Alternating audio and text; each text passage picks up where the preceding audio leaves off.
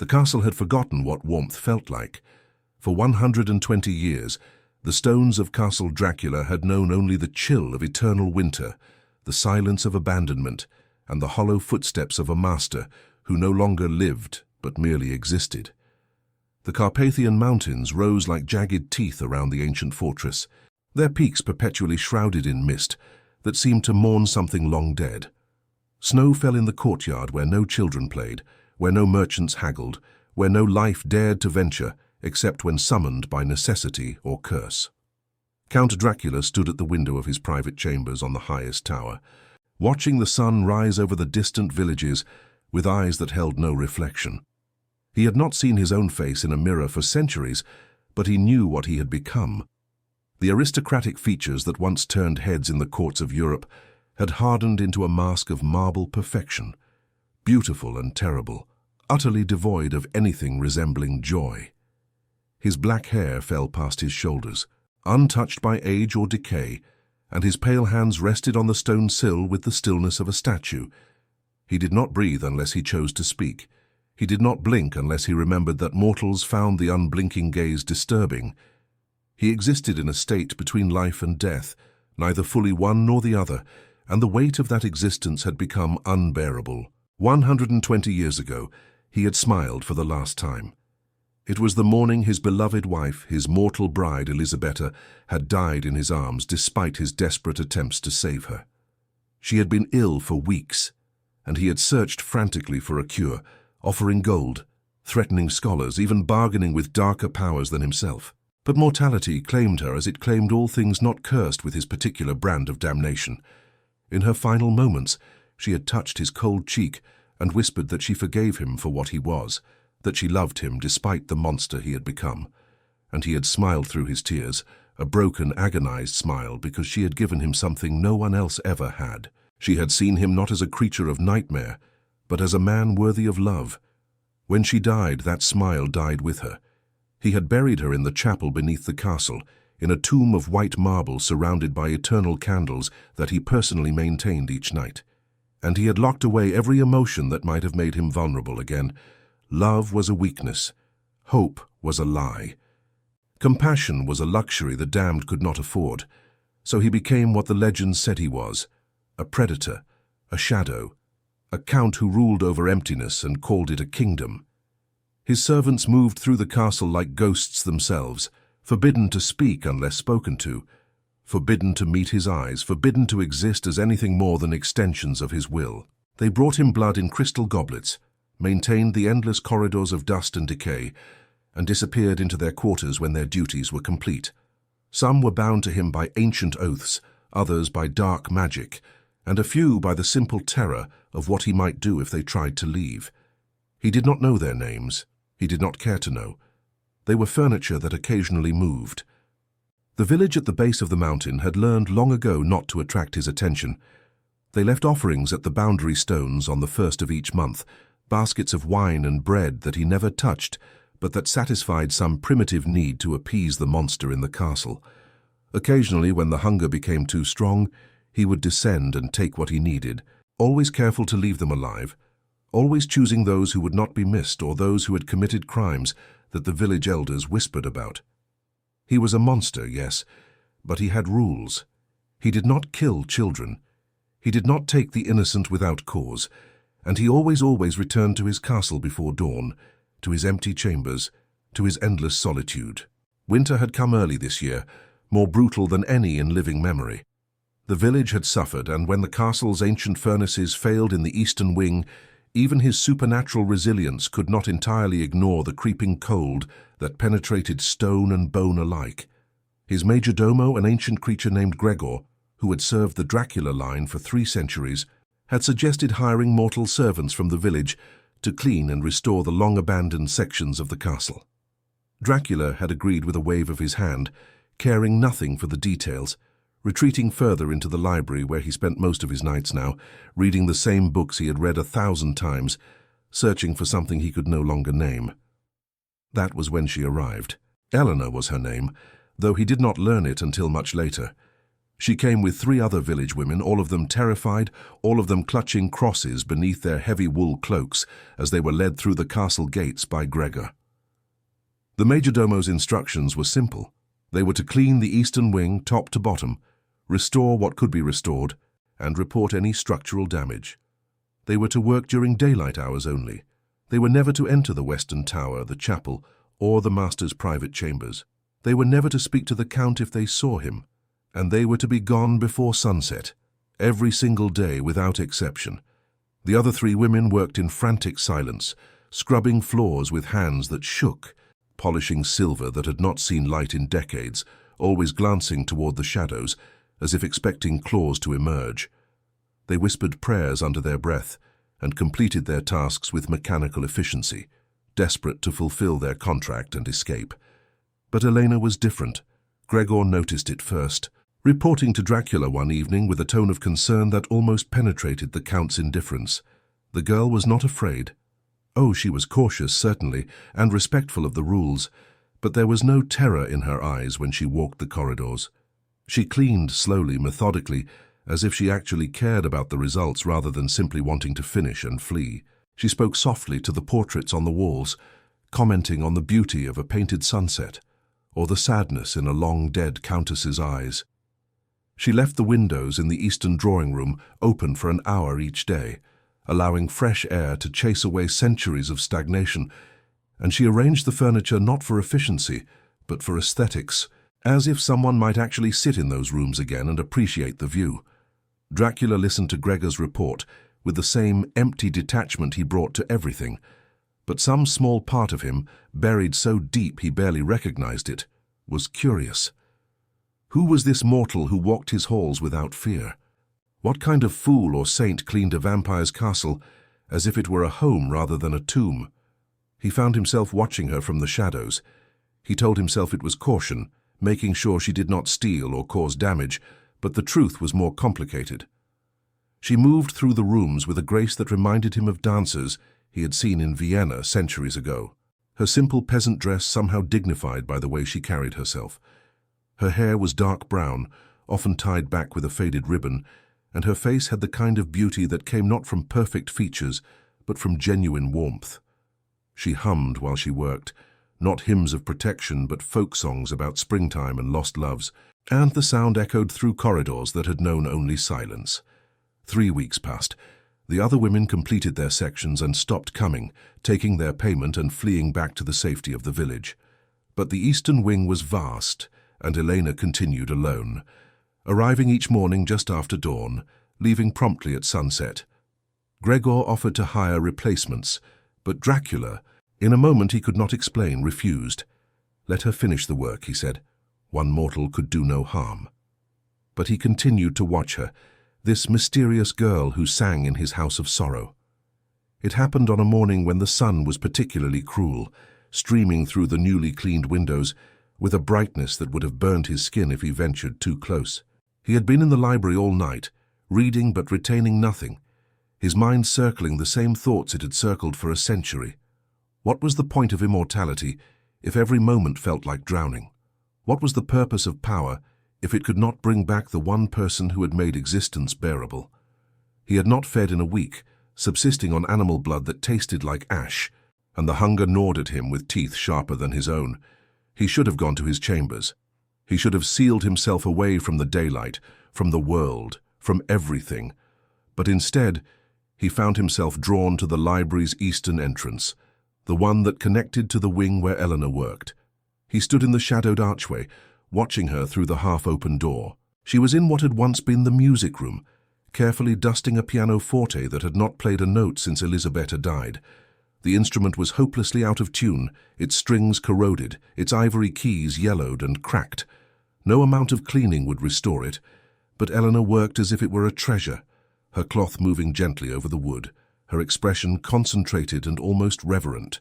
And then she did something that pierced through his numbness like a stake through his heart. She sat down at the bench, positioned her hands over the keys, and played. The notes that emerged were discordant, broken, more percussion than melody, but she played anyway, closing her eyes as if hearing not what was but what had been. and she whispered so softly he should not have been able to hear. But his supernatural senses caught every word. "Do you miss being played, old friend? Did you once make someone happy? I wish I could hear you as you were." It was too much, too human, too achingly compassionate. She was talking to a ruined instrument as if it had feelings, as if its silence was a tragedy worth acknowledging. Dracula felt something crack inside his chest, some wall he had spent decades building, and before he could stop himself, he spoke. "It belonged to my wife." Elena's hands froze on the keys. She did not scream. She did not leap up and run. She simply turned her head slowly, and when her eyes found him in the shadows, there was no terror in them, only surprise and then something that looked almost like sadness. "She must have loved music very much," Elena said quietly.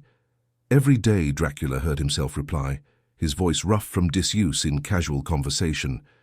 "She played for hours. Chopin mostly.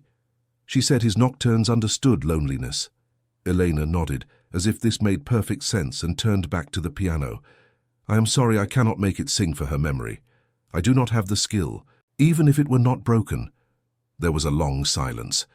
Dracula should have left, should have retreated to the safety of his chambers, to the familiar embrace of isolation. But his feet would not move. And then he heard himself ask a question he had not asked anyone in a century. "Why are you not afraid?" Elena considered this, her hands resting gently on the ruined keys. "I was, at first. Everyone in the village is. They say you are a monster who drinks blood and has no soul. But I have been here for weeks now, and I have seen your home. No monster would keep his dead wife's piano. No soulless creature would maintain her tomb with fresh candles every night. Yes, I know about the chapel. I have heard you there, speaking to her. I do not understand what you are, my lord, but I think perhaps you are someone who has suffered greatly." The words struck him like lightning. No one had spoken to him like this in 120 years. No one had looked past the monster to see the man who had once been. He stepped forward, out of the shadows, into the painful border where sunlight did not quite reach, and for the first time in decades, he felt the urge to explain himself. "I am cursed," he said simply. "I did not choose this existence. It was forced upon me by powers I tried to resist, and I have lived with it for so long that I no longer remember what it feels like to be human." Elena stood from the piano bench and turned to face him fully. She did not approach, respecting the distance between them, but her eyes held his without flinching. "You remember enough to grieve," she said softly. "That is more human than most." And then she asked the question that would change everything, the question that would shatter 120 years of carefully constructed emptiness. "Are you tired of being alone, my lord?"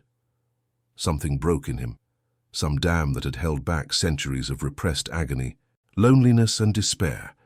He felt it crack, felt the pressure build, and for the first time since Elisabetta's death, Count Dracula felt tears burn behind his eyes. They fell, hot and impossible, except that when they traced down his pale cheeks, they were not clear. They were red. Blood tears, the only kind the damned could cry. And then, impossibly, achingly, his lips curved upward. It was small, trembling, barely there, but it was real. A smile. The first in 120 years. It hurt worse than sunlight, worse than holy water, worse than any physical pain he had ever endured, because it meant feeling again, and feeling meant being vulnerable again, and vulnerability meant the possibility of loss. But Elena saw it. She saw that fragile, broken smile, and she smiled back, not with pity but with gentle understanding. "Yes," he whispered, his voice cracking. "I am so very tired of being alone." And in that moment, in the ruins of his wife's music room, with dawn light streaming through windows that could burn him to ash, Count Dracula felt something he thought was lost forever. He felt hope. The silence that followed was unlike any silence Dracula had ever known. It was not the empty silence of his lonely centuries, nor the suffocating silence of grief. It was the silence of two souls recognizing each other across an impossible divide, the kind of quiet that holds more meaning than words ever could. He stood there, frozen in the threshold between shadow and light, blood tears drying on his pale cheeks, that fragile smile still trembling on his lips, as if it might shatter at any moment. Elena remained by the piano, her expression soft with understanding, and for a long moment neither of them moved. Then Elena did something that no one had dared to do in 120 years. She took a step toward him, not away, toward.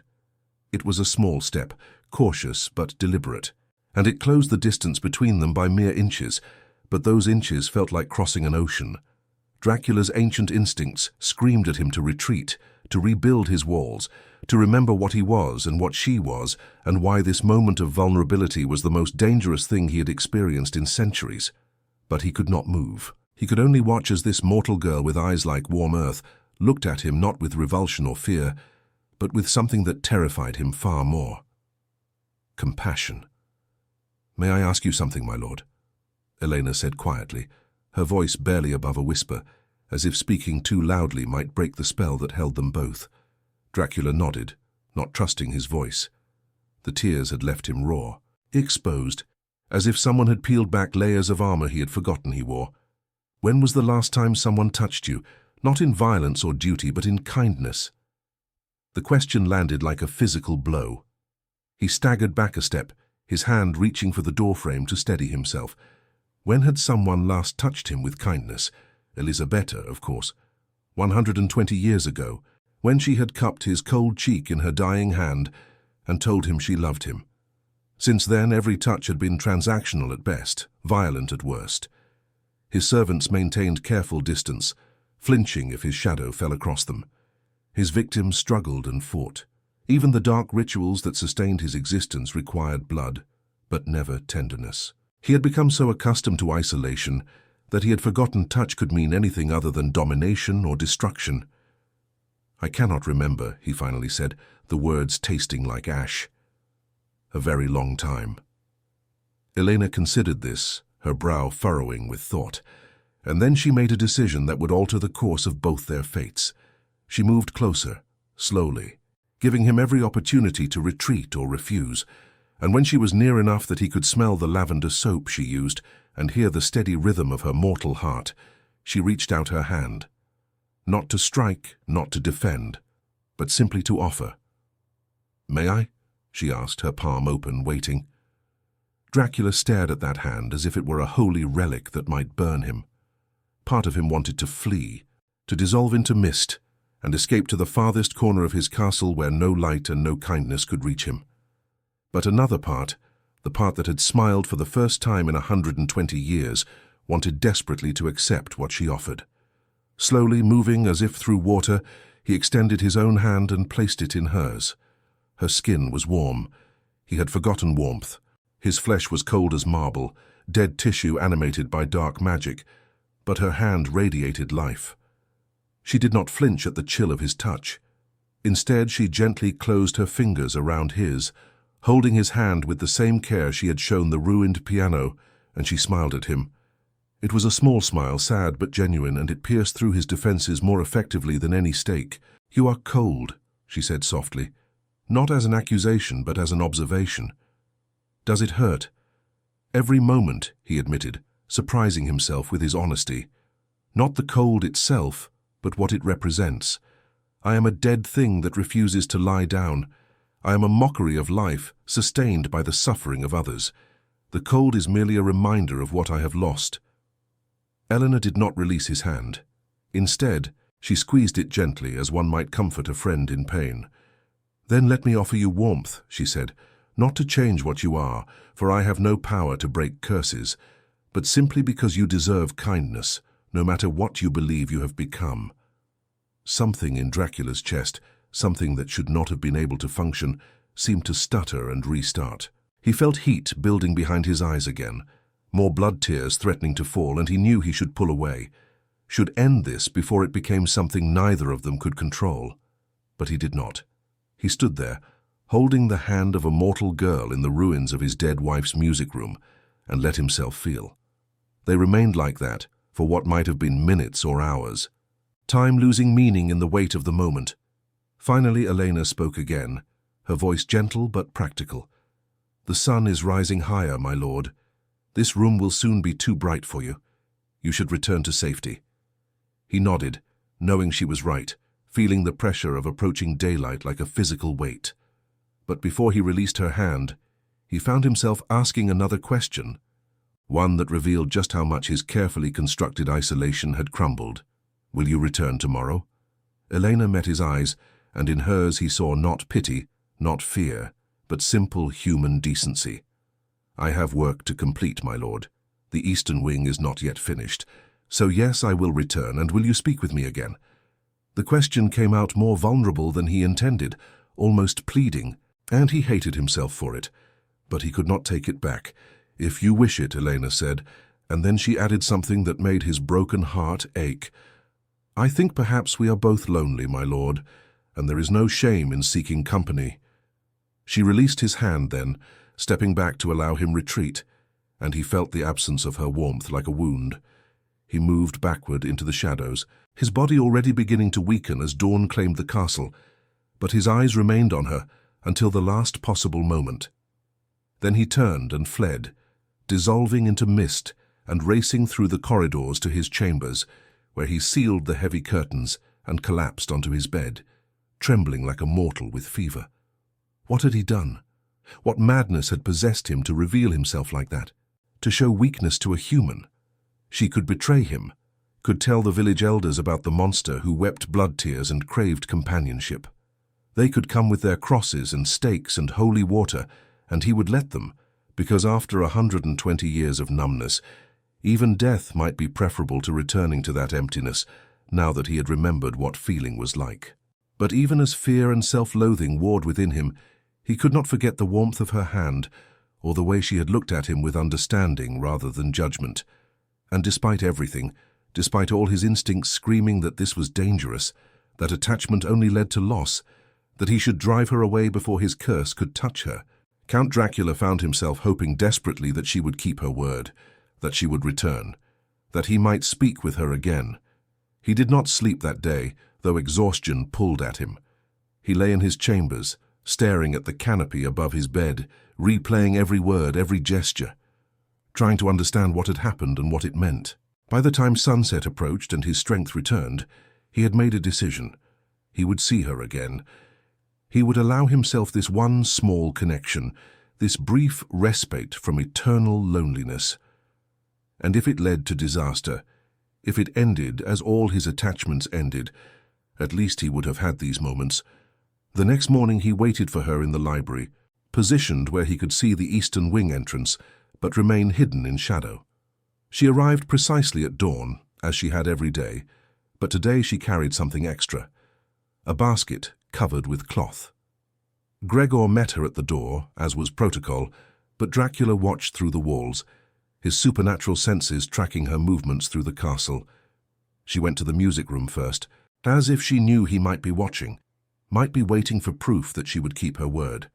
She set down her basket, uncovered it to reveal bread, cheese, and what looked like chamomile tea in a small flask, and then she did something that made his chest tighten. She arranged the food on a small table near the piano, setting out 2 portions, as if preparing for a guest.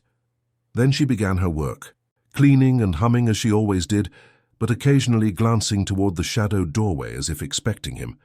He should not have gone to her. He had fed the night before, taking blood from a criminal in the village, but hunger was not what drew him. He needed to know if yesterday had been real, if that moment of connection had actually happened, or if he had hallucinated it in his desperation. When the sun had climbed high enough that the direct light no longer touched the corridor outside the music room, he emerged from the library and walked to the threshold. Elena saw him immediately and smiled, that same warm, genuine smile that had broken him yesterday. "Good morning, my lord. I thought you might be hungry. I know bread and tea are poor fare for one such as you, but I hoped the company might make up for the inadequate meal." Dracula stared at the table, at the simple food arranged with care, at this mortal girl who had not fled or betrayed him, but had instead returned with an offering of friendship. "I do not eat mortal food," he said, his voice rough. "It provides me no sustenance."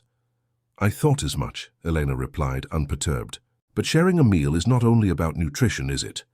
It is about sitting together, about conversation, about being less alone for a little while. I will eat, and you may sit with me if you choose. There is no obligation. He should have refused, should have maintained the distance between them, the proper order of master and servant, predator and prey. But that smile had destroyed something in him yesterday, had awakened needs he thought he had buried forever. So instead of refusing, instead of retreating, Count Dracula walked into the music room and sat across from Elena at the small table, folding his tall frame into a chair that had not been used in over a century. Elena broke bread and ate with unhurried grace, sipping her tea between bites, occasionally commenting on the weather or the progress of her work. She did not press him to speak, did not demand explanations or confessions. She simply existed comfortably in his presence, as if dining with a vampire was the most natural thing in the world. And slowly, as the morning light shifted across the floor and dust motes danced in the air, Dracula felt something he had not felt since Elisabetta died. He felt peace. "Tell me about her," Elena said eventually, her voice soft. "Your wife. What was she like?" The question should have caused pain, should have triggered the defensive walls he had built around his grief.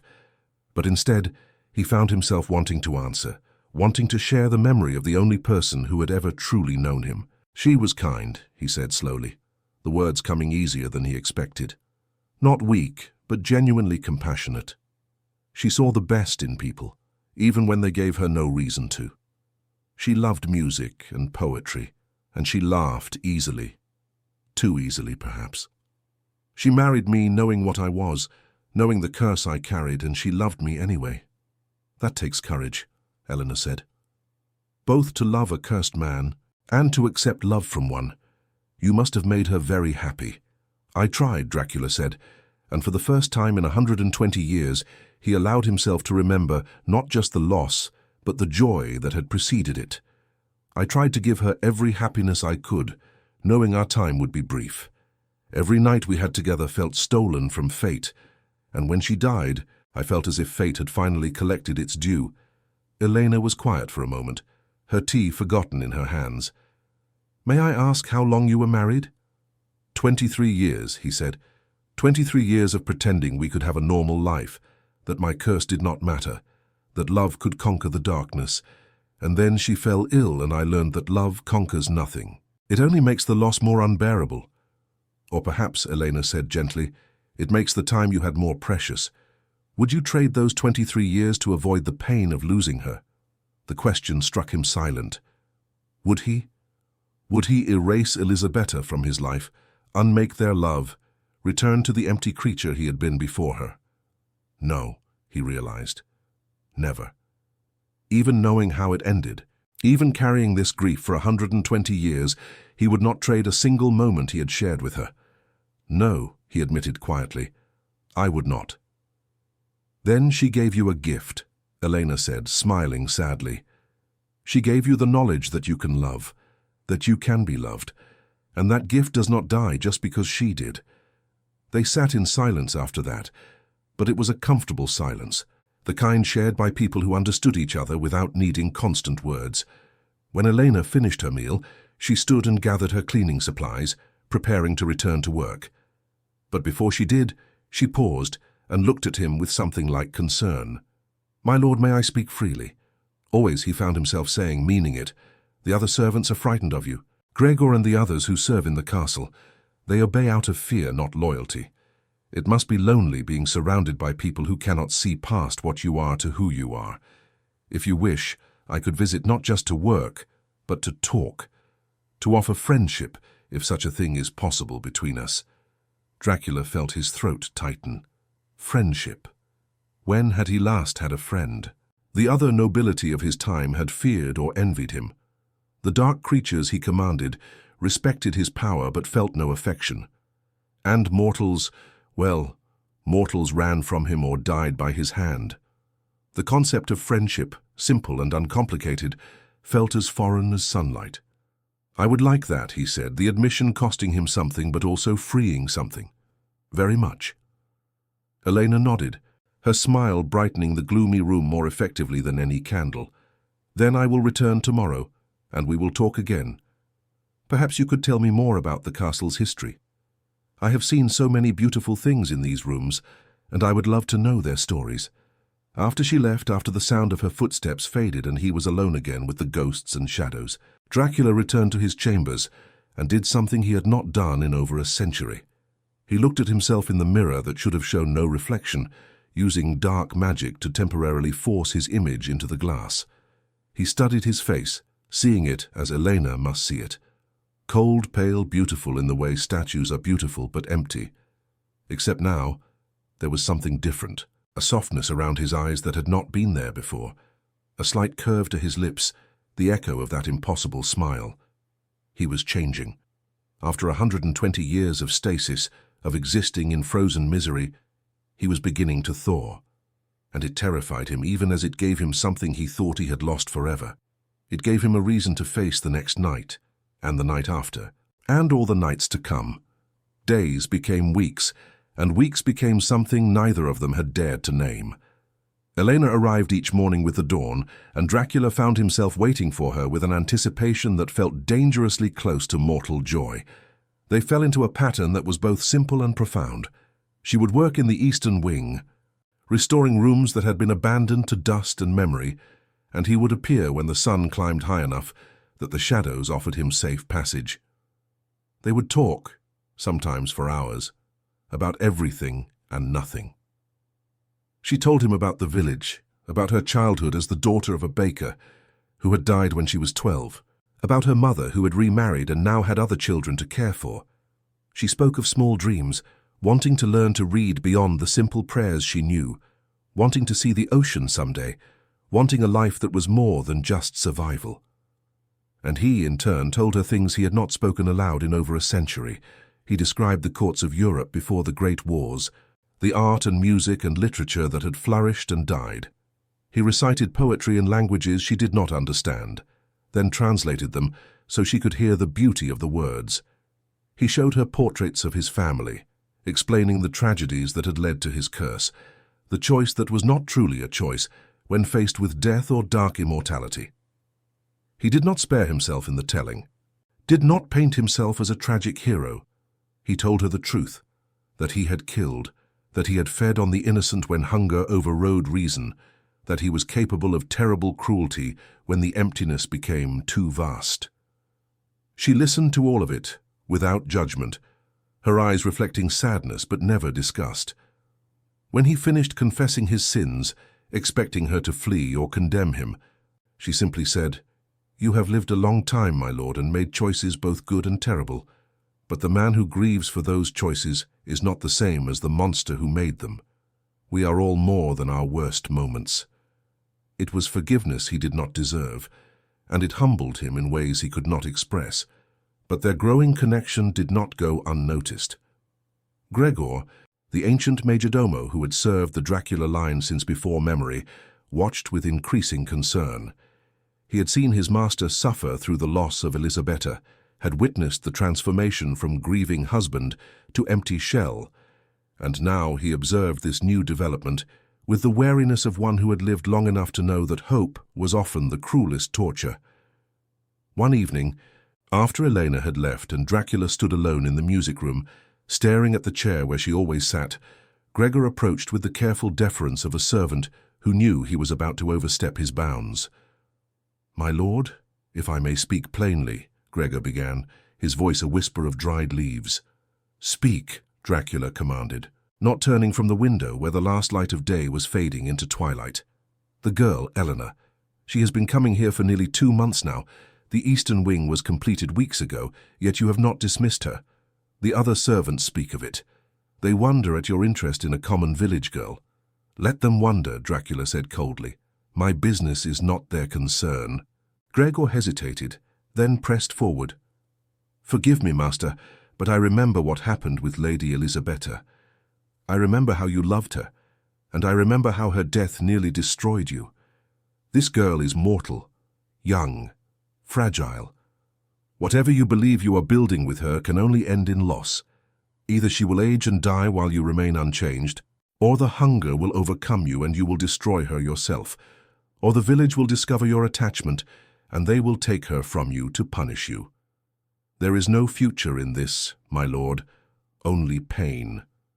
The words struck deep, because Dracula had thought them himself 100 times. Every night when Elena left, he calculated the years she might have left, compared them to his eternity, and felt the weight of inevitable loss crushing him. Every time his hunger stirred, and he caught the scent of her blood, sweet and vital and maddeningly close, he fought the urge to take what his nature demanded. And every time she smiled at him with such open trust, he imagined the moment when the village elders would learn of their friendship and brand her a collaborator, a traitor, a vampire's whore. Gregor was right. There was no future in this. Only the brief illusion of connection before reality reclaimed them both. But knowing this did not stop him from craving her presence, did not stop him from counting the hours until dawn, did not stop that fragile, impossible smile from returning to his lips whenever she spoke his name. "I know," he finally said, his voice barely audible.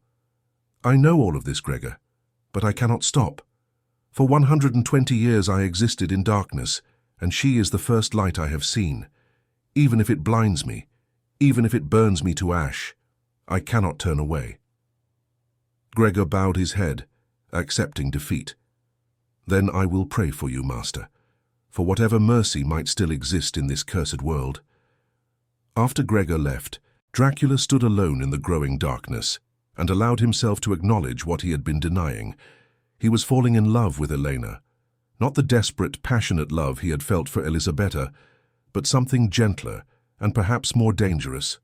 A love built on friendship, on seeing and being seen, on the simple miracle of having someone who chose to sit with him in the ruins of his existence and offer warmth without asking for anything in return. And Gregor was right. It would end in disaster. It always did. The first crack in their fragile peace came from the village. Father Lucian, the priest who had baptized Elena as an infant and who ministered to the fearful villagers with equal parts faith and superstition, had noticed her extended employment at the castle. He began asking questions. Why was she going there every day when the work was surely finished? What was she doing in that cursed place for so many hours? Had the vampire lord touched her, spoken to her, corrupted her with his unnatural presence? Elena deflected these questions with practiced ease, insisting that the castle was vast and required ongoing maintenance, that she barely saw the Count and never spoke to him, that she was simply fulfilling her contract and earning honest wages for her family. But Father Lucian was not easily deceived. He had lived in the shadow of Castle Dracula his entire life, had studied the old texts about vampires and their powers, and he knew the signs of dark influence. He began watching her, noting the way she hummed songs that seemed too cheerful for someone spending her days in a house of death, observing the slight smile that played at her lips when she thought no one was looking, seeing the defiance in her eyes when others spoke of the Count as a soulless monster. One Sunday after Mass, he pulled her aside and spoke to her with the authority of a man who believed he was saving her soul. "My child, I fear for you. The castle has changed you. You no longer show proper fear of the creature that dwells there. This is how corruption begins, with small compromises, with sympathy for the devil. You must stop going there. The work is done. Your contract is fulfilled. Come back to the safety of the village before it is too late." Elena met his eyes with a steadiness that surprised him. "Father, with respect, you do not know what you speak of. The Count is not what the legends say. He is a man who has suffered and who carries a curse not of his choosing. I am in no danger." Father Lucian's face darkened. "You defend him. You, a daughter of the Church, defend a creature that feeds on Christian blood. Elena, this is precisely the corruption I warned against. The vampire has twisted your mind, made you sympathetic to evil. You must undergo purification, confession, prayer and fasting to cleanse yourself of his influence. I will do no such thing." Elena said quietly but firmly, "I am not corrupted. I am not under any spell. I am simply choosing to see a soul that others have deemed unworthy of compassion.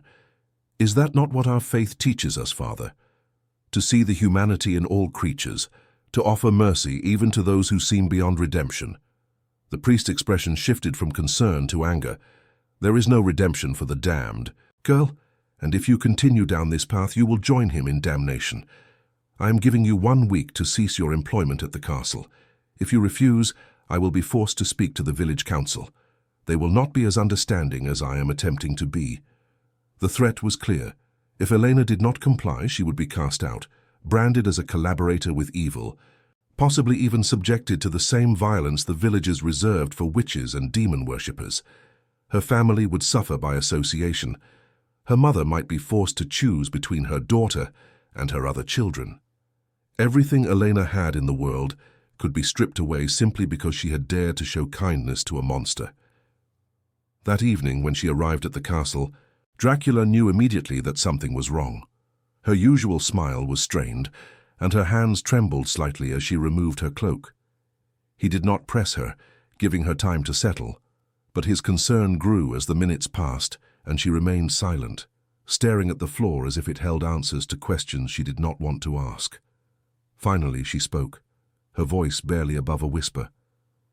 "My lord, I must tell you something, and I fear it will change everything between us." Dracula felt cold dread settle in his chest. Had she finally seen him for what he truly was? Had reality crashed through their shared illusion?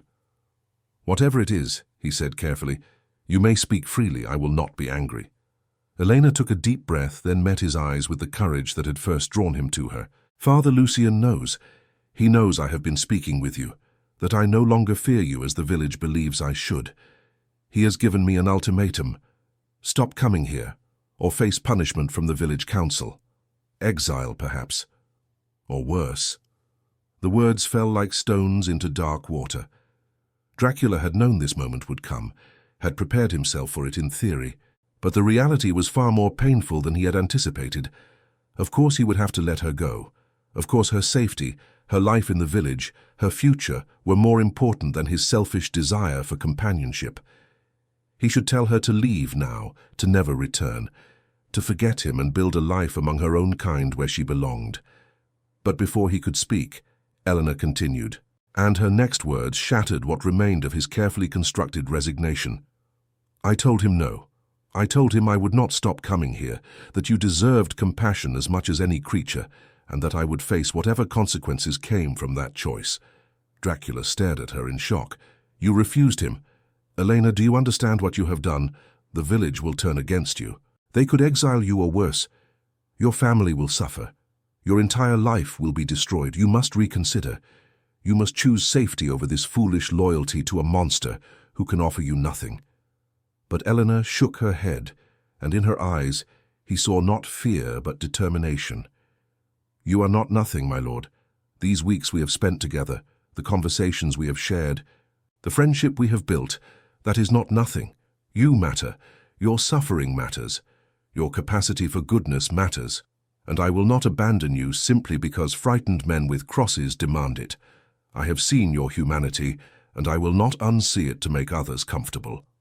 The declaration was both beautiful and devastating. Dracula felt that same painful smile returning, tears burning behind his eyes because he knew what this meant. She was choosing him over her community, over her safety, over everything sensible and rational. And while part of him was overwhelmed with gratitude and something frighteningly close to love, another part recognized the horror of what was happening. Her life was being destroyed because of him. Her future was being sacrificed on the altar of his loneliness. "Elena," he said, his voice breaking, "you cannot do this. I am not worth the price you will pay." She stepped closer, and in a gesture that mirrored their first connection, she reached out and took his cold hand in her warm one. "That is not your decision to make, my lord. It is mine, and I have made it." They stood together in the music room, holding hands as darkness fell outside, and the first stars appeared in the sky, and Dracula understood with terrible clarity that he was in love with this mortal girl who had shattered his isolation and awakened his long-dead heart. He loved her courage, her compassion, her stubborn refusal to see the world in simple categories of good and evil. He loved her not despite her mortality, but because of it, because her choice to stand with him was all the more precious, knowing how brief her time was, how much she was risking for someone who could offer her only companionship in a cursed castle. And because he loved her, he knew he should drive her away, should use his powers to cloud her mind, make her forget him, Send her back to the village where she could marry some simple man and have simple children and live a simple, safe life. It would be the merciful thing to do, the selfless thing. But Count Dracula had never claimed to be selfless, and as he looked into Elena's warm, defiant eyes and felt her hand squeezing his with gentle reassurance, he knew he was not strong enough to let her go. Not yet. Perhaps not ever. Even knowing the disaster that awaited them, even seeing the path that led only to loss and pain, he could not release this one small light that had found its way into his darkness. So instead of sending her away, he pulled her closer, wrapping his arms around her in an embrace that was both desperate and tender. Elena did not hesitate, did not pull away. She leaned into him, resting her head against his chest where a heart beat only because dark magic animated it, and she held him as he had not been held in 120 years. "Thank you," he whispered into her hair. "Thank you for choosing me, even though I do not deserve it." "Everyone deserves kindness," Elena murmured back, "even the damned, especially the damned." They remained like that as night claimed the castle and the stars wheeled overhead, two souls clinging to each other against the approaching storm, knowing that the world would not let them have this peace, that forces greater than both of them were already moving to tear them apart. But in that moment, in the ruins of the music room where Elisabetta had once played Chopin nocturnes, Count Dracula allowed himself to hope that perhaps love could survive, even in the darkest places, that perhaps redemption was possible even for monsters, that perhaps he might finally, after 120 years of emptiness, have found something worth existing for. It was a dangerous hope, perhaps even a fatal one, but it was hope nonetheless, and he had forgotten how powerful hope could be, how it could make even immortality feel like something more than an endless prison. As he held Elena and felt her warmth seeping into his cold flesh, he understood that whether this ended in tragedy or triumph, he would never again be the empty creature who had wandered these halls in endless grief. She had changed him, irrevocably, completely, and there was no going back. The storm that had been gathering on the horizon finally broke 3 days after Elena's defiance of Father Lucien. It came not with thunder and lightning, but with the cold, methodical cruelty that only frightened humans could muster when righteousness gave them permission to harm. The village council convened in the small chapel, a gathering of elders and farmers and craftsmen who had lived their entire lives in the shadow of Castle Dracula, passing down stories of horror from generation to generation. They debated Elena's fate with the fervor of men who believed they were protecting their community from evil, never once considering that their fear might make them more monstrous than the creature they reviled. Father Lucien presented his case with the passion of a true believer. He spoke of corruption and demonic influence, of a young girl led astray by unholy powers, of the danger she represented to every soul in the village if her infection was allowed to spread. He did not mention Elena's kindness, her years of quiet service to her neighbors, her devotion to her family. In his narrative, she had become nothing more than a cautionary tale, a warning of what happened when mortals showed mercy to the damned. The council voted. Elena was to be exiled from the village within 3 days. She could take nothing but the clothes on her back and whatever food she could carry. Her family was forbidden from aiding her on pain of sharing her punishment, and she was never, under any circumstances, to return. If she was found within the village boundaries after the 3 days expired, she would be imprisoned and held until vampire hunters from the church could be summoned to determine if she had been turned into a creature of darkness herself. Elena's mother wept when she heard the verdict. Her stepfather, a practical man who had never quite known how to love his wife's strange, compassionate daughter, simply shook his head and said it was Elena's own fault for defying the natural order.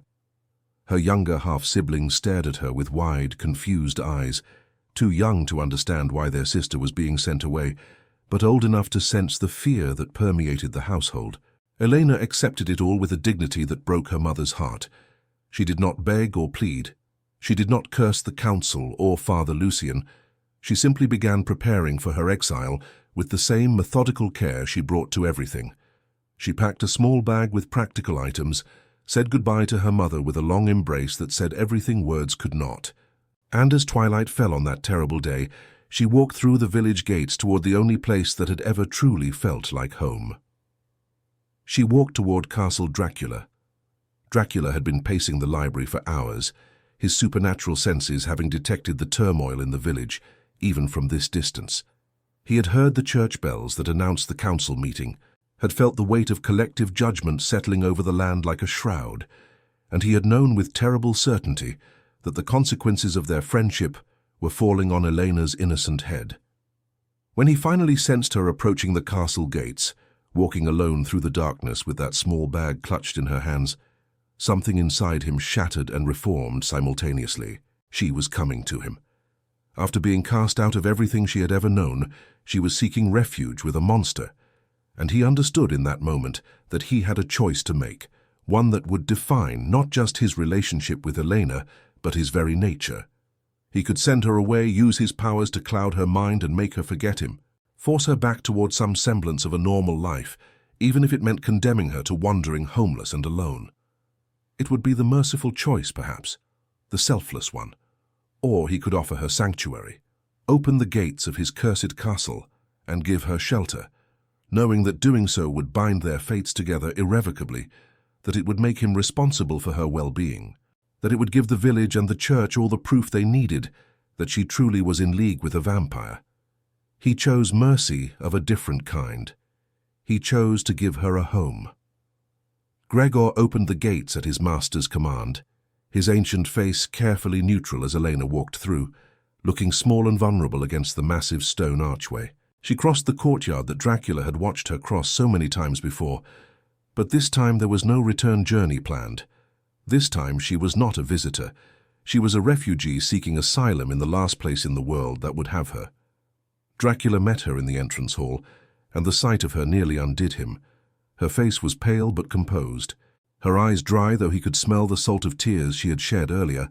She looked at him with such trust, such complete faith that he would protect her, and he felt the weight of that trust, like chains of responsibility, wrapping around his undead heart. "They cast me out," she said simply, stating the fact without self-pity. "I have nowhere else to go. If you will have me, my lord, I would ask for sanctuary within your walls." Dracula closed the distance between them and took her bag from her trembling hands. "You will always have sanctuary here," he said, his voice rough with emotion. "For as long as you wish to stay, this castle is your home. You are under my protection now, and I swear to you that no harm will come to you within these walls." Elena's composure finally cracked, and she sagged against him, exhaustion and grief overwhelming her now that she was finally safe. He caught her, holding her upright, and for the first time in their relationship, he allowed himself to fully embrace her, to offer not just emotional support, but physical comfort. She clung to him, her warm body shaking with silent sobs, and he held her through the storm of her sorrow, wishing desperately that he could undo the suffering she faced because of him.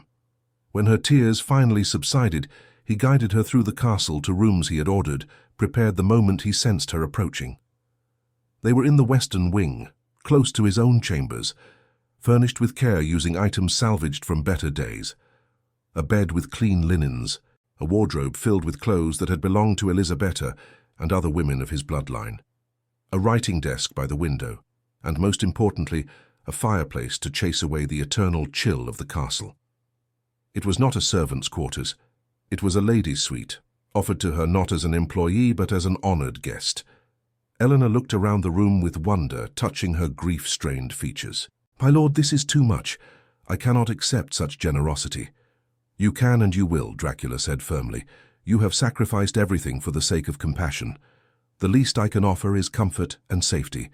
These rooms are yours for as long as you need them. Tomorrow we will discuss the practicalities of your situation, but tonight you should rest." But Elena did not move toward the bed. Instead, she turned to face him, and in her eyes he saw not gratitude but something that made his breath catch. She saw not a benefactor doing his duty, but a man she cared for deeply. "Will you stay with me?" she asked quietly. "I know it is improper, but I do not wish to be alone tonight. I have spent my whole life in a house full of people, and the silence of this vast castle is frightening." Dracula knew he should refuse, knew that staying with her in her chambers would be crossing a line they had carefully avoided crossing, that it would transform their relationship from friendship to something far more dangerous. But he could not deny her, not when she looked at him with such need, such trust. So he nodded and settled into the chair by the fireplace, while she changed behind a privacy screen into one of the nightgowns he had provided. When she emerged and climbed into the bed, pulling the covers around herself, he remained in the chair, watching the fire and listening to her breathing gradually slow as exhaustion claimed her. He thought she had fallen asleep when her voice came softly from the darkness. "My lord, may I ask you something? Anything? Do you regret it? Allowing me into your life, knowing it would lead to this?" Dracula considered the question carefully, weighing his words. "I regret that you have suffered because of me. I regret that your kindness has been met with cruelty, but regret knowing you. Regret the light you have brought into my darkness? Never. Not even if it costs me everything." There was a long pause, and then Elena said something that changed everything between them. "I think I am falling in love with you. I know I should not. I know it is foolish and impossible and that we have no future, but I cannot help what I feel. And I thought you should know before we cross whatever threshold we are approaching." The confession hung in the air between them, both precious and terrifying. Dracula rose from his chair and moved to stand beside her bed, looking down at this mortal girl who had shattered every wall he had built around his heart. "I have been in love with you for weeks," he admitted, the words coming easier than he expected. "I have been fighting it, denying it, telling myself it was merely gratitude or loneliness or any explanation other than the truth. But you are right. We are in love, Elena. Against all reason, against all wisdom, we have fallen in love." She reached up and took his hand, pulling him gently to sit on the edge of the bed. "Then let us not waste time pretending otherwise. I do not know how long we have, whether the village will come for me or whether some other disaster will tear us apart. But I know I want to spend whatever time we have honestly, without hiding behind propriety or fear." Dracula looked at their joined hands, at the contrast of her warm, living flesh against his cold, dead pallor. "There are things you must understand," he said carefully. "I am not human, Elena. I am a predator wearing a man's face. The hunger is always there, especially when I am close to you. Your blood calls to me in ways that terrify me. I have killed people, drained them until nothing remained. What if I lose control? What if I hurt you?" Elena squeezed his hand. "Have you lost control with me yet? In all these weeks, have you ever tried to harm me? No, but that does not mean I never will. The hunger is not rational, Elena. It is a beast that lives inside me, and sometimes beasts break their chains." "Then we will be vigilant," she said simply. "We will establish boundaries, signals, ways for me to know when you need distance. But I will not let fear of what might happen destroy what we have now. We deserve happiness, my lord, even if it is brief, even if it is stolen from between the teeth of fate. We deserve to love and be loved." He could not argue with her logic, could not deny the desperate need in his own heart. So instead of arguing, instead of listing all the reasons why they should maintain distance, Count Dracula did something he had not done since Elisabetta died. He leaned down and kissed Elena, a gentle, reverent kiss that held a century of loneliness and hope, and she kissed him back with a passion that made him feel almost human again. When they finally parted, both breathless, she smiled up at him with such radiant joy that he felt tears threatening again. "Stay with me tonight," she whispered. "Not as a guest in a chair, but here, beside me. I want to fall asleep knowing you are close." And so he did. He removed his heavy coat and boots, lay down beside her on top of the covers, maintaining that small propriety, and wrapped his arm around her as she nestled against his chest. Her warmth seeped into him, chasing away some of the eternal cold, and her heartbeat became a lullaby that soothed the beast inside him. For the first time in 120 years, Count Dracula closed his eyes and let himself rest, not in the death-like sleep of the vampire, but in something approaching peace. But peace, as they both knew, was a fragile thing. The village did not accept Elena's exile quietly. Father Lucian, convinced that she had been fully corrupted and possibly turned into a vampire herself, began writing letters to the church authorities in the distant cities, requesting the aid of professional vampire hunters.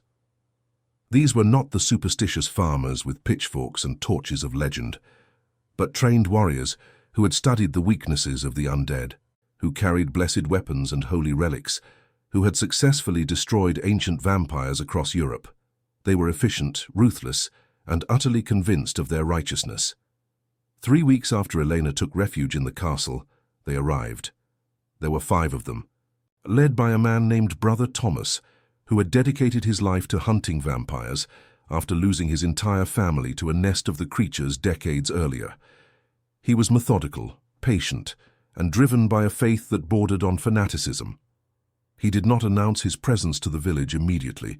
Instead, he and his team established a camp in the forest near the castle, observing, planning, gathering intelligence. They watched Elena when she ventured into the courtyard gardens that Dracula had opened for her, noting how she moved freely without fear. They observed Dracula himself during his rare appearances at the windows, calculating his patterns and vulnerabilities. And they waited for the perfect moment to strike. Dracula sensed them before he saw them, his supernatural instincts recognizing the scent of holy water and blessed silver, the particular mixture of determination and righteous hatred that marked vampire hunters. He called Elena to the library and told her what was coming, watching her face pale as she understood the danger. "They will try to destroy me," he explained calmly, though inside he felt anything but calm. "Vampire hunters are skilled and well-equipped. I am old and powerful, but I am not invincible. If they succeed, you must not try to defend me. You must use the chaos to escape, to find safety somewhere far from here." Elena shook her head violently. "I will not abandon you to face them alone. There must be something I can do to help." "There is nothing," Dracula said firmly. "These are trained killers who view me as an abomination to be erased from the world." "They are not wrong, Elena. I am a monster, and perhaps it is time I face the consequences of what I am."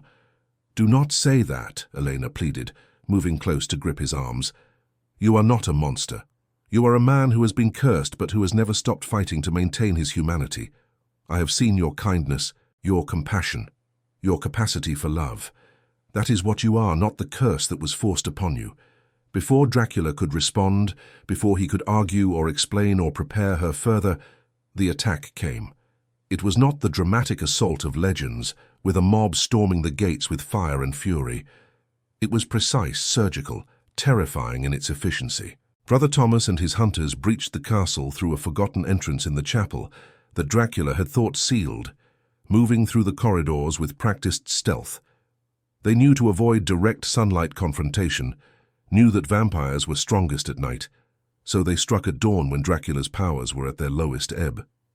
Gregor raised the alarm, his ancient voice echoing through the halls, but by the time Dracula reached the entrance hall, the hunters were already there, spreading out to cover all exits, their crossbows loaded with silver-tipped bolts, blessed by a dozen priests.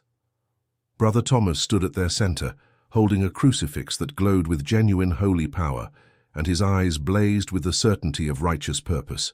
"Count Dracula," he declared, his voice carrying the weight of divine judgment. "In the name of the Holy Church and by the power vested in me, I command you to surrender yourself for destruction.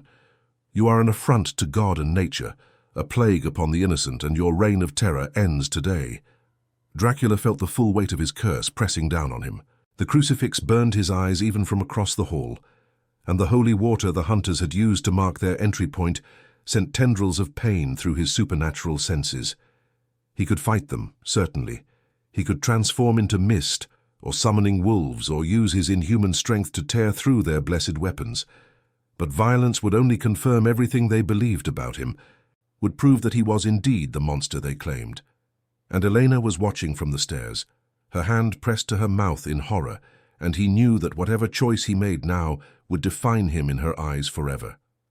So, Count Dracula, who had killed thousands over his long existence, who had fed on the innocent and the guilty alike, who had embraced his curse and reveled in his power, made a choice that shocked everyone present. He lowered his head in submission and spoke words that cut deeper than any stake. "I will not fight you, Brother Thomas. I am guilty of the crimes you name. I have killed. I have spread suffering and darkness. If my destruction will bring peace to this land and safety to those I have harmed, then I accept my fate." Elena screamed his name, running down the stairs toward him, but Gregor caught her, holding her back even as she struggled. The hunters moved forward, their weapons raised, and Brother Thomas stepped closer, the glowing crucifix extended like a sword. But before the killing blow could fall, something unexpected happened. Elena tore free from Gregor's grip and threw herself between Dracula and the hunters, her arms spread wide, her body a living shield. "No," she declared, her voice ringing with absolute conviction. "If you want to destroy him, you will have to go through me first." The tableau that formed in the entrance hall of Castle Dracula would be remembered by all who witnessed it for the rest of their lives. Elena stood between the vampire lord and the hunters, her arms spread wide, her simple dress fluttering in the cold draught that swept through the open doorway. Behind her, Dracula remained motionless, his face a mask of anguish and something that looked almost like pride. Before her, Brother Thomas and his hunters stood frozen, their weapons still raised, but their certainty suddenly shaken by this unexpected intervention. "Move aside, girl," Brother Thomas commanded, though his voice lacked its earlier conviction. "You are under his thrall, corrupted by dark magic. Step away and let us free you from his influence." "I am under no thrall," Elena said clearly, her voice steady despite the fear she must have felt. "I came to this castle of my own free will. I stayed of my own free will, and I stand here now defending him, of my own free will. The only magic at work here is the magic of human compassion, which apparently you have forgotten in your holy crusade." The accusation struck Brother Thomas visibly. He had spent decades hunting vampires, had destroyed dozens of the creatures, had saved countless innocent lives from their predation. He had never questioned his purpose, never doubted that he was doing God's work. But now this young woman with fire in her eyes was challenging everything he believed, and her words carried a weight that his blessed weapons could not dismiss. "You do not understand what he is," Brother Thomas said, his voice softening slightly. "I have seen what vampires do. I have walked through villages where they slaughtered entire families. I have held dying children in my arms, drained of blood and left to suffer. These creatures are evil incarnate. They cannot be redeemed. And yet you have never met this particular creature, have you?" Elena challenged. "You come here with stories from other places, other times, other vampires. But have you asked what Count Dracula has done? Have you investigated his actual crimes before pronouncing judgment?" Brother Thomas hesitated, glancing at his fellow hunters who looked equally uncertain. "We know what vampires do," he said, but the certainty was draining from his voice. "We do not need specifics to know that he has killed." "Yes, he has killed," Elena admitted, and Dracula flinched behind her as if struck. "He has done terrible things in his long existence, and he does not deny this. But he has also shown mercy. He has restraint. He has protected this village for decades, taking only criminals and the willing, never children, never the innocent without cause. And most importantly, he has suffered for his sins. He has grieved for every life taken, has carried the weight of his curse for centuries, has wished for death 1,000 times because he cannot bear what he has become." She paused, turning slightly to look at Dracula, her eyes shining with tears. "And when I offered him friendship, when I showed him compassion, he did not take advantage, he did not manipulate or corrupt me. He simply accepted what I offered and gave me kindness in return. He protected me when my own community cast me out. He gave me sanctuary when I had nowhere else to turn. Tell me, Brother Thomas, which of those actions belongs to a soulless monster?" The question hung in the air like smoke. Brother Thomas lowered his crucifix slightly, his weathered face troubled. The other hunters exchanged glances, their weapons drifting downward as doubt crept into their righteous certainty. They had hunted vampires before, had destroyed creatures that laughed while killing, that gloried in their evil, that represented everything dark and unholy in the world. But this vampire had submitted without a fight, had accepted judgment, had inspired such loyalty in a good woman that she would die for him. These were not the actions they had been taught to expect. "Even if what you say is true," Brother Thomas said slowly, "even if he is not as evil as others of his kind, he is still a vampire. He still needs blood to survive. He still carries a curse that will never end. What life can you have with such a creature? What future exists for you in this castle of death?" Elena smiled sadly, acknowledging the truth in his words. Perhaps no future at all.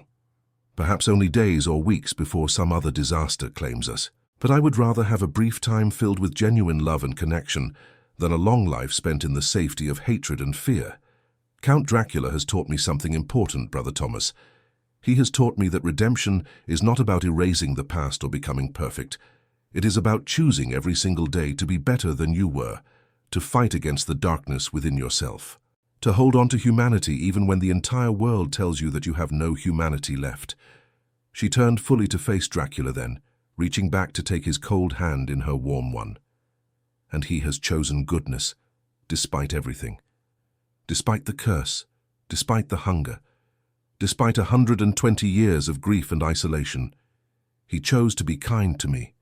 He chose to respect me. He chose to love me without demanding that I become like him, without trying to trap me in his darkness. If that is not redemption, then I do not know what is. Dracula felt something breaking and reforming inside his chest. Elena was defending him, arguing for his humanity, risking her life for his, and the sheer beauty of her faith in him was almost unbearable. But he could not let her sacrifice herself for a creature that perhaps did not deserve salvation. He gently squeezed her hand, then stepped forward, so he stood beside her, rather than behind her, facing the hunters with his full attention. "Brother Thomas," he said, his voice carrying the weight of centuries, "Elena speaks from love and loyalty, and I am honored by her defense. But she's not wrong about my crimes, only about whether they can be forgiven. I have killed many people in my existence. Some were evil, yes, and some were willing participants in dark bargains, but others were simply unfortunate, in the wrong place at the wrong time when hunger overrode reason. I carry the memory of every life I have taken, and the weight of that guilt has nearly destroyed me more effectively than any hunter ever could." He paused, looking at each hunter in turn, letting them see the genuine remorse in his ancient eyes. "I did not choose this curse. It was forced upon me by powers I could not resist, in a time when I thought death was the worst fate that could befall me. I was wrong. This existence, this eternal predation, this separation from humanity, that is the worst fate, and I have endured it for so long that I had forgotten what it meant to be human, had forgotten that connection and compassion were even possible for something like me. Then Elena came into my life," he continued, his voice softening. "She did not fear me, she did not judge me, she simply offered friendship, and in doing so, she returned something I thought was lost forever. She gave me back my humanity, not by breaking the curse, for that is impossible, but by reminding me that the curse does not define me, that I can choose every day to be more than just a monster. And I have been trying, Brother Thomas. I have been trying so hard to be worthy of the gift she has given me." Brother Thomas lowered his crucifix completely, tucking it back into his robe, and his expression shifted from righteous judgment to something more complicated, something that looked almost like understanding. "I lost my family to a vampire," he said quietly. "My wife, my children, my parents. They were slaughtered in a single night by a creature that felt nothing, that killed for pleasure. I have spent 30 years hunting vampires because I believed they were all the same, that they were all incapable of remorse or change." He looked at Dracula with eyes that held decades of pain and slowly healing wounds. "But you are not the same as the creature that destroyed my family, are you? You carry your guilt. You remember your victims. You have capacity for love and grief. You are more human than the monster that made you. Does that change what I am?" Dracula asked. "Does it erase the blood on my hands?" "No," Brother Thomas admitted, "but perhaps it changes what you could become. Perhaps redemption is not about the past, but about the future, about the choices you make from this moment forward." The other hunters were nodding slowly, lowering their weapons completely, and the tension that had filled the hall began to dissipate like morning fog. Brother Thomas approached Dracula and Elena, stopping a respectful distance away, and when he spoke again, his voice held not condemnation, but something almost like hope. "I cannot give you absolution for your sins, Count Dracula. That is between you and God. But I can choose not to destroy you today. I can choose to believe that this woman sees something in you worth saving, and that perhaps the Church's understanding of damnation is not as absolute as we have believed. However, I must extract a promise from you." "Anything," Dracula said immediately. "Name your terms." "You must leave this place," Brother Thomas said firmly. "This village, this region, all of Transylvania. The people here have lived in fear for too long, and even if you have changed, they will never be able to see you as anything other than the monster of their nightmares. Take your love and go somewhere far from here, somewhere you can build a new life without the weight of old terror hanging over you." Elena looked stricken. "Leave? But this is his ancestral home, his family's legacy." "His family's legacy is fear and death," Brother Thomas said, not unkindly. "Let it remain here, buried in these stones. Start fresh somewhere else, where no one knows what you are, where you can be judged by your actions rather than your reputation." Dracula considered this, his mind racing through the implications. Leave Castle Dracula, the only home he had known for centuries, the place where Elisabetta was buried, the repository of his family's entire history. It would be like cutting off a limb, severing himself from everything he had been. But as he looked at Elena, at her hopeful, loving face, he realized that perhaps that was exactly what he needed, to sever himself from the past, from the monster he had been, and build something new. "I accept your terms," he said. "We will leave within the week, once I have made arrangements to preserve what can be preserved and seal what should remain sealed." Brother Thomas nodded, then did something that shocked everyone present. He extended his hand to Dracula, offering a handshake, a gesture of respect between men rather than hunter and prey. Dracula stared at that hand for a long moment, then slowly reached out and clasped it. The touch of the holy warrior did not burn him, did not cause pain. It simply felt like two men acknowledging each other's humanity, however complicated that humanity might be.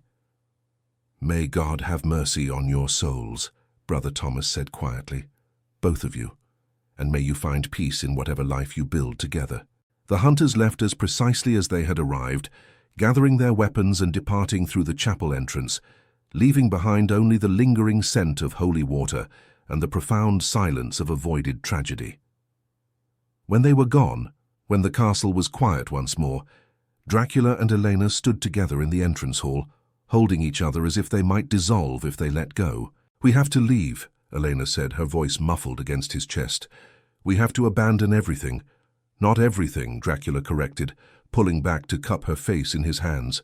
"We have each other. That is more than I have had in 120 years. The castle is just stone and memory. You, Elena, you are life and hope and future. I would trade 1,000 castles for one more day with you." She kissed him then, fierce and desperate and full of the relief of survival, and he kissed her back with every ounce of love and gratitude his undead heart could muster. When they finally parted, both breathing hard, she smiled up at him with that radiant warmth that had first broken through his isolation. "Where will we go?" she asked. "West," he said, "toward the setting sun, toward lands where the name Dracula carries no weight and no history. We will find a small town, perhaps near the sea that you always wanted to see. I will take a new name, and we will build a quiet life away from hunters and fear." "And what will we live on?" Elena asked practically. "You will still need blood, and I will need food and shelter. I have resources hidden across Europe, gold and artifacts that I can sell. We will not be wealthy, but we will have enough. And as for blood, I will find volunteers, people who understand what I am and choose to help. Or I will take only from criminals, as I have done here. I will not let the hunger make me a monster again, Elena. I swear it to you." They spent the next 3 days preparing for their departure. Dracula went to the chapel one final time and said goodbye to Elisabetta, speaking to her marble tomb in the language they had shared, thanking her for the love she had given him and asking her blessing for the love he had found again. He told her that he was finally leaving the tomb of his grief, that he was choosing life over death, and that he hoped wherever her soul rested, she was at peace knowing he had found peace too. Elena helped him select what few possessions they would take, packing books and clothes and small treasures into trunks that could be loaded onto a carriage. Gregor and the other servants were given generous severance and told to seek employment elsewhere, the castle to be sealed and left to time and decay. On their final night in Castle Dracula, Dracula and Elena stood together in the music room where their journey had begun, looking at the ruined piano that had started it all. "I wish I could have heard her play," Elena said softly. "You're Elisabetta. I wish I could have known her." "She would have liked you," Dracula said with certainty. "She had the same compassion, the same refusal to see the world in simple categories of good and evil. In many ways you remind me of her, though you are your own remarkable person." "Do you think she would approve?" Elena asked. "Of us, I mean. Of you loving someone else?" Dracula smiled, that same fragile smile that Elena had first awakened in him, but stronger now, more certain. "She told me once in her final days that if she died, she wanted me to find happiness again. She said that love did not diminish by being shared, that my loving someone else would not erase what we had. I did not believe her then. I thought I would never love again. But she was right, as she usually was. My love for you does not replace what I felt for her. It stands alongside it, a new chapter in a story I thought was finished." Elena took his hand and squeezed gently. "Then let us begin that new chapter. Let us leave this place of grief and memory and find somewhere we can build joy." They departed at midnight, when the moon was full and bright, casting silver light across the Carpathian mountains. The carriage rolled through the castle gates for the last time, carrying them away from centuries of history and toward an uncertain but hopeful future. Dracula looked back once, seeing the ancient fortress silhouetted against the stars, and felt a pang of loss. But then Elena leaned against him, her warmth chasing away the chill of regret, and he turned his eyes forward. They traveled west for weeks, avoiding major cities and main roads, moving through small villages where they could rest during the day and travel by night. Dracula fed carefully, always leaving his sources alive and unharmed, always choosing those who offered violence to others as his prey. Elena learned to navigate their new reality, accepting the strangeness of loving someone who existed outside normal human experience, but finding joy in the connection they shared. Eventually they reached a coastal town in France, far enough from Transylvania that the name Dracula meant nothing, small enough that they could live quietly without drawing attention. Dracula took the name Dante Corbeau, and they presented themselves as a couple seeking a peaceful life after losing their home to war. The locals were kind, accepting them without suspicion, and they rented a small house on a cliff overlooking the sea. Elena got her first glimpse of the ocean on a clear spring morning, and her expression of wonder and joy was worth every mile they had traveled. She stood on the cliff with the wind whipping her hair and the salt spray misting her face, and she laughed with pure delight. Dracula stood beside her, unable to feel the warmth of the sun on his face, but feeling something far better. The warmth of contentment, of having someone to share existence with, of being seen and loved despite everything he had been and done. They built a life there, simple but genuine. Elena made friends among the village women, helping with harvests and festivals, her compassionate nature making her beloved in the community. Dracula established himself as a scholar who kept odd hours, trading his knowledge of ancient languages and history for acceptance. They were careful, always careful, maintaining the illusion of normalcy while navigating the reality of what he was. But mortality hung over them like a shadow neither could escape. Elena was young and healthy, but Dracula was ancient and eternal. He would remain unchanged while she aged and eventually died. They both knew it. They never spoke of it directly, but the knowledge colored every moment they shared, making each day precious because it brought them closer to the inevitable end. Years passed, 5, then 10, then 15. Elena aged with grace, her dark hair acquiring streaks of silver, her face gaining lines that only made her more beautiful in Dracula's eyes. She never regretted her choice, never wished she had stayed in the village and married some mortal man who could have given her a normal life. And he never took her for granted, never forgot that every day with her was a gift he did not deserve. When she finally became ill, a wasting sickness that the local doctors could not cure, Dracula felt the old familiar terror returning. He had watched Elisabetta die, had been helpless to save her, and now he was watching Elena fade, history repeating itself in the cruelest way possible. He sat by her bedside day and night, holding her hand, reading to her, trying desperately to find some way to keep her with him. On what they both knew would be her last night, Helena opened her eyes and looked at him with the same warmth she had shown that first day in the music room. "Do not grieve too long for me," she whispered, her voice weak but steady. "I have lived more truly in these 15 years with you than I could have in 100 years of ordinary life. You gave me adventure and love and purpose. You showed me that redemption is possible, that compassion can change the world, that even the damned can be saved by choosing love." Dracula felt tears streaming down his face, blood red and hot. "How can I exist without you?" he asked, his voice breaking. "You are the light that brought me back to life. How do I face eternity alone again?" "You're not the same man who was alone before," Elena said, lifting her hand to touch his cheek. "You remember how to love now. You remember how to connect, how to be human despite the curse. Promise me you will not retreat into darkness again. Promise me you will honor what we built by continuing to live, to feel, to be the good man I know you are." "I promise," he whispered, the words costing him everything. "I will live. I will remember. I will carry you with me always." Elena smiled one last time, that beautiful, compassionate smile that had changed everything. "Then I am content," she said. "Thank you, my love. Thank you for giving a simple village girl the greatest romance any woman could dream of.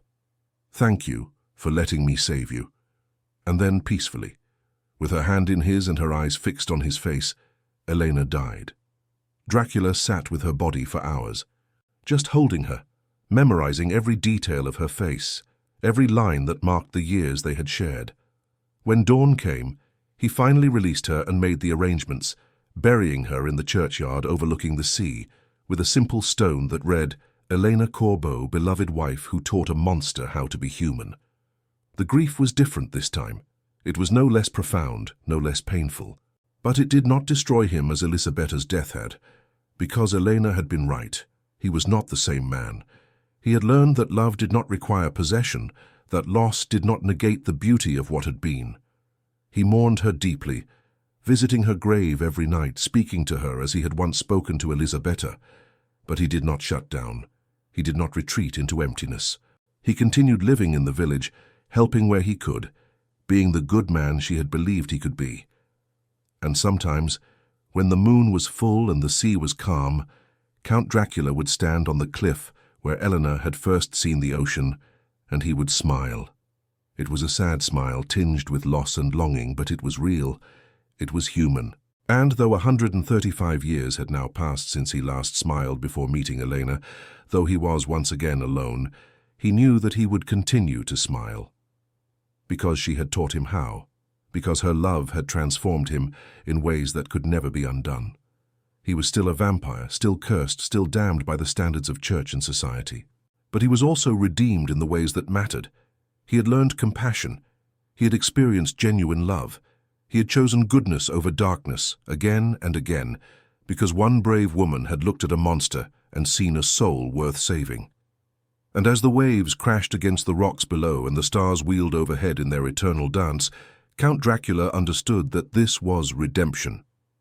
Not the erasure of sin, not the breaking of curses, not the restoration of what was lost, but the choice made every single day to be better than what his nature demanded, to honor the love he had been given by living in a way that would have made Elena proud.